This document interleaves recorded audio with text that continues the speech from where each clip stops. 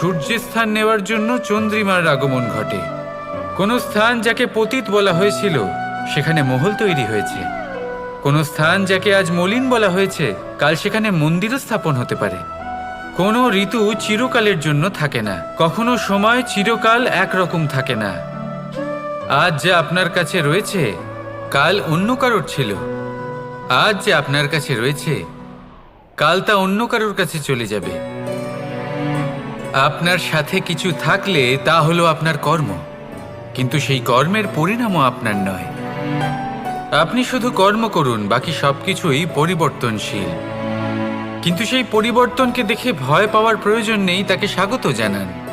যদি আপনি হাসি মুখে সেই পরিবর্তনকে স্বাগত জানান, তাহলে এই পরিবর্তনও হাসি মুখে আপনার সাথে থাকবে। আসুন আমার সাথে ভালোবেসে বলুন, রাধা।